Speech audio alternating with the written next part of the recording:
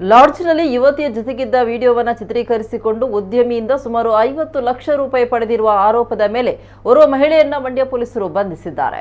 ಮಂಡ್ಯ ನಗರದ ವಿವಿ ರಸ್ತೆಯಲ್ಲಿರುವ ಚಿನ್ನಾಭರಣ ಮಳಿಗೆ ಶ್ರೀನಿಧಿ ಗೋಲ್ಡ್ನ ಮಾಲಕ ಹಾಗೂ ಬಿಜೆಪಿ ವ್ಯಾಪಾರಿ ಪ್ರಕೋಷ್ಠದ ಜಿಲ್ಲಾ ಸಂಚಾಲಕ ಹಾಗೂ ಧಾರ್ಮಿಕ ಪರಿಷತ್ ಸದಸ್ಯ ದಕ್ಷಿಣ ಕನ್ನಡ ಮೂಲದ ಜಗನ್ನಾಥ್ ಎಸ್ ಶೆಟ್ಟಿ ವಂಚನೆಗೆ ಒಳಗಾದವರು.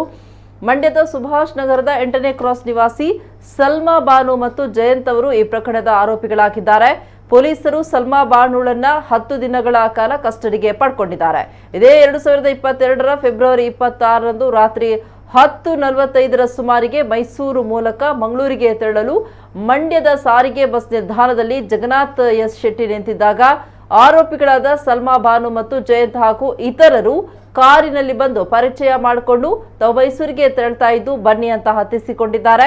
ಬಳಿಕ ನಮ್ಮ ಸ್ನೇಹಿತ ಮೈಸೂರಿನ ದರ್ಶನ್ ಲಾಡ್ಜ್ನಲ್ಲಿ ಚಿನ್ನದ ಬಿಸ್ಕೆಟ್ ತಂದಿದ್ದಾನೆ, ಅದನ್ನು ಪರೀಕ್ಷಿಸಿ ಅಸಲಿಯೇ ನಕಲಿ ಅಂತ ತಿಳಿದು ಹೇಳಿ ಅಂತ ತಿಳಿಸಿದ್ದಾರೆ.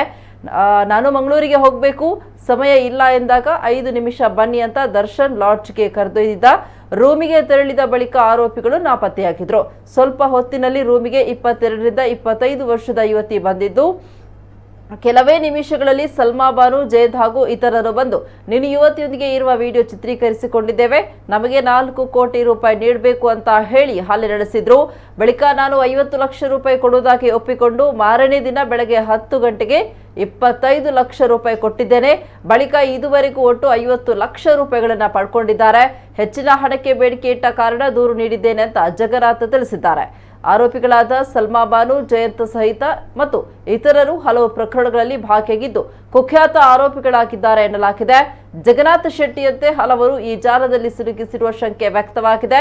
ಈ ಹಿನ್ನೆಲೆ ಆರೋಪಿ ಸಲ್ಮಾ ಬಾನು ವಿಚಾರಣೆ ಚುರುಕುಗೊಂಡಿದ್ದು, ಆಕೆಗೆ ಸಹಕಾರ ಕೊಟ್ಟವರು, ವಿಡಿಯೋ ರೆಕಾರ್ಡ್ ಮಾಡಿದವರು, ಹಣ ಪೀಕಿಸಿದವರು ಯಾರ್ಯಾರು ಅಂತ ಪೊಲೀಸರು ವಿಚಾರಣೆಯನ್ನ ಮಾಡಲಿದ್ದಾರೆ.